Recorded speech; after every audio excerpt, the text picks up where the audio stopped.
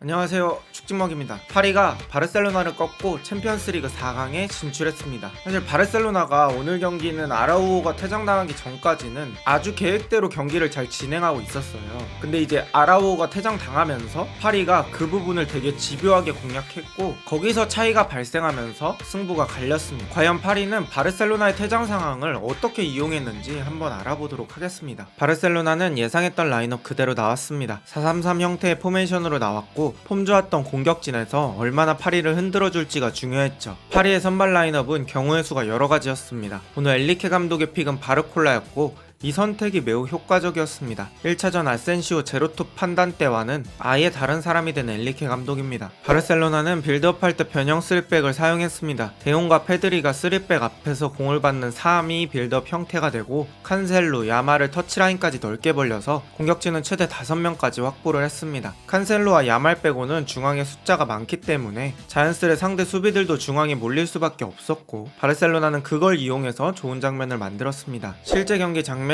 바르셀로나가 중앙에 많은 숫자를 투입했고 그로 인해 파리의 수비진이 가운데로 몰려있게 됩니다. 그때 아라우호가 야말에게 좋은 전진 패스를 넣어줍니다. 이 전환 패스를 받은 야말이 순수 개인 능력으로 1대1 싸움에서 누누 멘데스를 제쳐내고 박스 안까지 진입해서 가운데 컷백, 하피냐가 달려오며 마무리합니다. 8강전에서 정말 좋은 모습을 보여주는 하피냐입니다. 경기는 1대0이 됩니다. 이때만 해도 벌어진 점수차는 2점, 게다가 바르셀로나의 홈입니다. 4강 진출의 추가 바르셀로나 쪽으로 많이 기울었죠. 저 장면 빼고 전반은 파리가 계속 주도하는 흐름으로 갔는데요. 파리 역시 좋은 장면은 반대 전환에서 나왔습니다. 멘데스, 마르키뉴스, 하키미, 덴벨레를 거친 전환으로 바르셀로나 수비의 중심이 왼쪽 위로 향합니다. 덴벨레가 공을 잡고 돌아선 순간 파리는 두 가지 장치가 되어 있었죠. 첫 번째는 루이스가 뒷공간으로 뛰면서 쿤데를 끌고 들어가는 것, 두 번째는 바르콜라를 가운데로 좁히지 않고 터치라인까지 벌려있는 것. 한쪽에 선수들이 과부하되어 있고 반대쪽에 비어있는 선수가 1대1 돌파를 하는 것입니다. 바르콜라가 이 공을 가지고 안쪽으로 들어오면서 뛰어들어오는 음바페에게 컷백, 음바페가 넘어지면 슛을 해보지만 상대의 키퍼에게 아쉽게 막히고 맙니다. 이 장면은 아까 바르셀로나의 득점 장면과 매우 유사했죠. 전반전에 바르셀로나의 득점 장면 빼고는 파리가 거의 주도하면서 플레이했습니다. 그리고 공격 방향은 거의 왼쪽에서 이루어졌죠. 바르콜라가 공을 가지고 있는 순간에 파비앙 루이스가 하프 스페이스로 들어간다든지 아니면 아예 등 뒤로 오버래핑하는 패턴이 많았습니다. 게다가 음바페도 가끔씩 왼쪽 공격에 가담하면서 바르셀로나의 오른쪽을 집요하게 흔들었던 파리입니다. 이렇게 플레이하던 도중 경기에 아주 큰 변수가 생깁니다. 아라우호의 패스미스로부터 시작된 공이 바르콜라에게 바로 투입되었습니다. 그때 바르콜라가 어깨를 먼저 넣고 결정적인 상황이라고 판단되었던 순간 아라우호가 뒤에서 중심을 무너뜨렸고 심판은 이 장면을 결정적인 기회의 저지로 보며 아라우호에게 퇴장을 선언합니다. 전반 29분 바르셀로나는 10명으로 싸우게 됩니다. 바르셀로나는 2골 앞서고 있었기 때문에 일찍부터 지키는 걸 선택했습니다. 사비 감독은 야말을 빼고 마르티네즈를 투입하면서 수비를 정상화하는 것에 신경을 썼습니다. 어쩔 수 없는 선택이었죠. 하지만 이 포메이션은 결국 역전을 당하게 되면 공격수가 한 명 부족하기 때문에 반전을 주기는 어렵다는 단점이 있죠. 바르셀로나는 한 명이 퇴장당한 탓에 더 내려서 수비할 수밖에 없었고 파리는 바르셀로나의 페널티 박스까지 접근하는 게 한층 더 쉬워졌습니다. 한 명이 부족한 바르셀로나는 정상적인 상황처럼 측면까지 다 커버하는 수비가 불가합니다. 그래서 일단 측면 쪽은 내주더라도 가운데에서 수비벽을 두텁게 해서 막으려는 생각이 있었죠. 그런데 파리가 그 약점을 제대로 공략합니다. 바르콜라가 사이드에서 공을 잡았을 때 확실히 퇴장 이전보다는 여유 있는 상황에서 공을 잡게 되었고 키퍼와 수비 사이 공간으로 바르콜라가 낮은 크로스를 넣습니다. 이 공을 덴벨레가 달려오면서 마무리하며 경기를 1대1로 만듭니다. 총 스코어는 4대3이 되었습니다. 이렇게 전반은 1대1로 종료됩니다. 1차전에선 아센시오 제로톱으로 팬들을 불안하게 했지만 이번 경기에선 엘리케의 선택이 적중했습니다. 퇴장 유도에 어시스트까지. 합계 스코어는 바르셀로나가 앞서고 있지만 충분히 가능성이 있는 상태로 후반을 맞이하게 되는 파리입니다. 1차전에선 레반도프스키를 향한 다이렉트 패스가 바르셀로나의 득점 키로 작용했었죠. 하지만 파리의 센터백이 더 이상 베랄도가 아니었고 레반도프스키가 버틴다고 해도 야말이 없으니 공을 내줄 선수가 별로 없었죠. 퇴장 상황 때문에 레반도프스키는 더 고립됩니다. 파리는 또 퇴장 상황을 적극 이용하게 됩니다. 코너킥 상황입니다. 위에 네모부터 보시면 헤더에 대응하기 위해 바르셀로나 선수들이 1대1 대응마크를 하고 있습니다. 아래쪽 네모를 보시면 총 3대3 상황이죠. 숫자적으로 바르셀로나가 여기서 뭘 더 하기가 어렵습니다. 그러면서 비티냐가 프리한 찬스를 맞습니다. 만약에 약속된 코너킥이라면 엔리케 감독은 진짜 좋은 감독입니다. 퇴장 상황을 이용한 전술 대응이 미친 거죠. 여기서 비티냐가 정신나간 중거리 슛으로 득점합니다. 역시나 전술의 완성은 선수 퀄리티입니다. 경기 스코어 2대1, 합계 스코어는 4대4가 됩니다. 이 득점의 의미는 매우 큽니다. 바르셀로나가 더 이상 수비만 할 수 없는 상황이 되었죠. 바르셀로나는 일반적인 후방 빌드업으로는 승산이 없다고 판단하고 그냥 골킥을 때려놓고 앞쪽에서 경기하려고 합니다. 생각은 좋았으나 이런 공격이 실패했을 경우에는 음바페, 바르콜라, 덴벨레 같이 빠른 공격수에게 공략당할 리스크가 있는 공격 방법이었죠. 이런 상황에서 승부를 가른 건 반대 전환이었습니다. 왼쪽에서 공격하다가 급격하게 공격 방향을 트는 파리입니다. 중심이 왼쪽으로 옮겨져 있던 바르셀로나는 덴벨레에게 프리한 상황을 내주게 됩니다. 이 상황에서 덴벨레가 칸셀로에게 태클을 당하며 PK를 획득합니다. 이 상황에서 PK 키커는 강심장